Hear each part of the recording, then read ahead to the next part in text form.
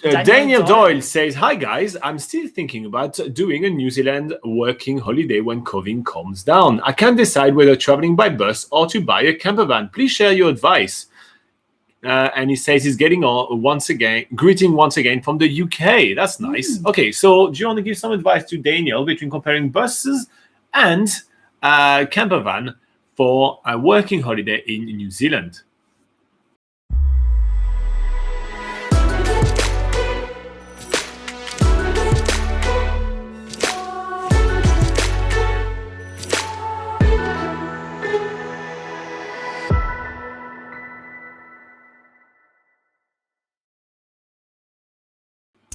Okay. Do you want to hit it off or shall I? Yeah, okay. So when coming on a working holiday in New Zealand, just if you guys don't know what it is, a little bit of context. The working holiday in New Zealand is a type of visa that allows you to work and travel in New Zealand for up to 12 months, 24 months if you're from the UK or Canada. And it's usually a great way for younger people to be able to experience New Zealand for a longer time period. And so the answer to your question, should you travel by bus or by a camper van? Because renting a camper van would be way too expensive to that kind of time. It really depends on how long you have in New Zealand. That's going to be mostly kind of your main train of thought. But Laura is going to take it away and tell you everything about it. Yeah, so one of the bus options I would take if you're in New Zealand for an extended period of time, for instance, doing a working holiday, is that there's a bus option which is the hop-on, hop-off buses. And this is typically, there's 3 main companies for that. There's Kiwi Experience, there's Stray, and then there's Flying Kiwi. Kiwi Experience and Stray work very, very similar. They're the same. They're pretty much the same, yeah. They go to maybe slightly different destinations, but really they're usually the destinations that most people want to go to is included in that itinerary as well. They go both North Island and South Island. And how they work is that they have buses running about every 3 days, and it gives you the option to, if you get to a destination, you can hop off the bus and you can catch the next bus on a following date that there is a new arrival. You usually have to book to go back onto the bus, and so there's that option of hop on, hop off around the country. And Flying Kiwi, their arrivals is usually about 9 days apart, so you have to bear in mind if you want to hop off with Flying Kiwi that you're going to be staying in that area for quite a while before getting back on the bus. So that's how the hop-on, hop-off buses work. There's also the other bus option, which is the sort of national bus service, which is run by Intercity. And this is sort of your cheapest bus option, and it's just sort of an A to B, getting to destinations around New Zealand. They go to the most destinations around the country, and they have different sort of bus passes available. So they have like a flexi pass where you have a set amount of hours that you're on the bus and you sort of pay for the hours, for instance, which works out a bit cheaper than buying bus tickets one by one. Or they have a travel pass, which is a set itinerary around the country, and you basically pay for going to the destinations that are on the itinerary. So that's how the buses work. And shall we move on to what the benefits of that are? So the benefits of that is that it's a more social way of traveling around New Zealand compared to if you're in a camper van, which you would assume you would be doing by yourself if you are just coming on a working holiday by yourself. So if you actually want to come to New Zealand and meet other people, then usually taking the bus is a good idea. On the hop-on, hop-off buses, you're usually traveling with people that are there are also usually solo travelers as well, although there's usually like a couple of friends here and there, or a couple of couples or whatever. So that's like the hop-on, hop-off buses are like people that are basically in the same boat as you. They've come to New Zealand to travel, and they're usually open-minded to traveling with other people and meeting other people, and it's all a good time. And then on the Intercity bus, you're usually more with maybe a mix of people like locals but a few odd travelers as well.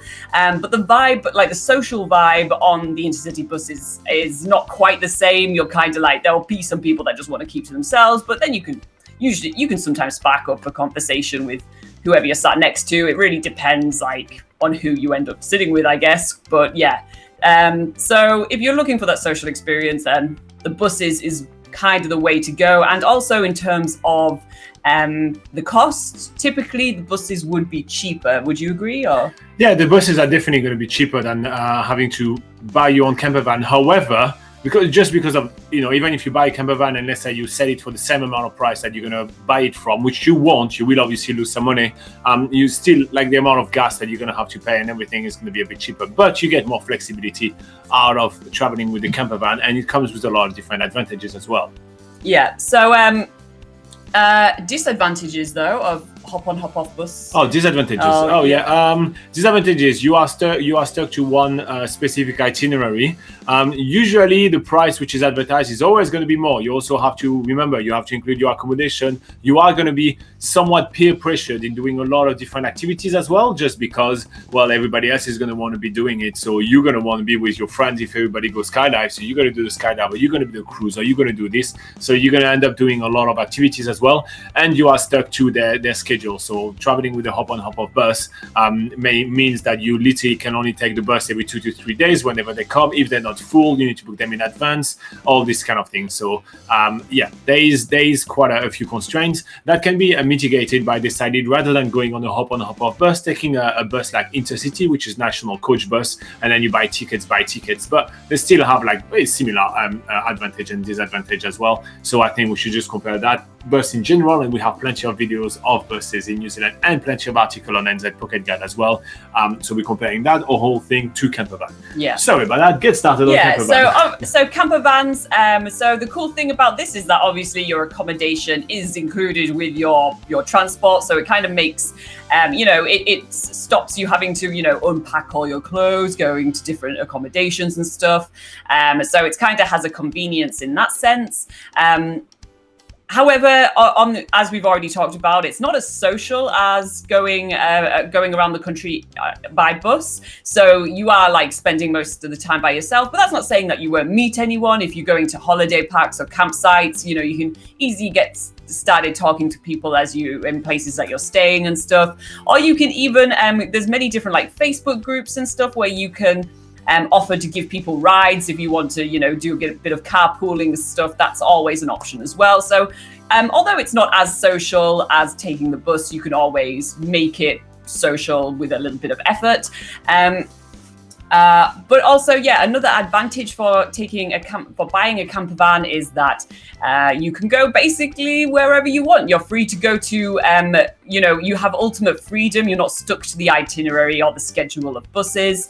And you'll find in New Zealand that there are a lot of, in particular, hiking trails, which you do have to get a little bit off the beaten track to go and do, which you just don't really get that flexibility with going with the bus. There's also maybe just adding a disadvantage to camper vans is that it kind of pays to have a little bit of know-how of how to fix things if things go wrong in your camper van. Because you're going to buy something old, sorry to cut you, but you're going to buy an old camper van. You're not going to buy anything new, so therefore there's going to be some cost incurred with maintaining a camper van for about a year, which is going to be an old vehicle. It is not cheap. Yes, and not only do you need to, just in case there can be some mechanical failures with the engine and stuff, so you need to maybe have a contingency plan or some backup money for in case maybe your camper van breaks down or you have any sort of, vehicle troubles in that sense. But also you need to take into consideration the sort of home amenity side of a camper van. Like, for instance, if you've got a fridge or sink or toilet or all that sort of thing, then there may be things to sort of make sure that when you're buying a camper van, you want to make sure that's all working correctly. And then if not, or you know how to fix it, if not, for instance. So there's just a few more sort of maintenance to think about when you have your own camper van. And in addition, I mean, there's different seasons that you'll be traveling around in New Zealand. You might find in winter it's a little bit colder. You'll need to be a bit more prepared, making sure that you have like a nice warm sleeping bag with extra blankets and good sort of thermal layers and stuff like that. So you need to take that sort of thing into consideration as well if you're driving when things or camping when things get a little bit colder. Is there anything that I missed with this comparison? Well, one of the main thing that I would like to consider as well is really and what I said at the beginning is the amount of time that you have around New Zealand, right? If you decide to come and do a working holiday just for your season, so let's say for about 3 months, when you have the summer break or something like that, then at that point you got to travel by bus. Otherwise, if you come for any longer, let's say 5 months and up, you're better off buying yourself your own campervan. Know that when buying yourself your own campervan, you're not saving money on accommodation. You will need to stay in hostels regularly to be able to take your shower, to do all these kind of things. You will need to stay in holiday parks in order to be able to repower if you do have a campervan with all that. And note as well that when buying a campervan, you will waste a lot of your time. You're going to spend 1 to 2 weeks in Auckland trying to buy the correct campervan, and then 1 to 2 weeks trying to sell your campervan afterwards to get some of your money back. You can mitigate that time by spending a little bit more money and going with some companies that already have campervans and everything like that, and by selling your campervan quite cheap in order to get a quick sale. I personally will say that because I think my time is very valuable, but it's really up to you. If you check out nzpocketguide.com, we do have a lot of travel tips for you on the website, especially about buying and selling campervan and about buses. So the easy way to find it is to click on prepare your trip and then transportation. And then there we do have a tab all about buses, and there is a lot of things. We compare all the different intercity bus passes. We explain how the routes around New Zealand for the national coach buses work. We also talk about all the things that there is to know about hop on, hop off buses. So there's really a lot of information. It's your Bible for like buses travel in New Zealand. But there is also a tab about buying and selling a car and campervans. And on there, we do have full guides on what you need to look for buying a campervan. It's like a 4-step guide, and you literally have a thorough checklist of everything to do, from like the car buying process, what you need to look for, all the paperwork and everything like that, as well as tips for selling your car. And there's also a lot of recommendations on some companies that you can actually buy the car from. It will be more expensive, but it may save you a lot of time and also give you a bit of peace of mind, because a lot of time when you buy your campervan through a company, you have about 2 to 3 months mechanical warranty, which is always quite handy. All right, so if you do want more information, nzpocketguide.com. I'm also going to put a card up top at some point during the video, which is going to have a link. And also, there's going to be a couple of videos at the end of this with more information for you. I hope you found that useful. By the way, guys, if you do find this video useful, hit like and subscribe. It's a great free way to say thank you for all our hard work. YouTube just popped in and just said, do that. Anyway, here we go, Daniel. Can we talk any longer about those kind of things? Sometimes we just get sidetracked and we enjoy what we're doing. Oh, there's a big bird. Yeah.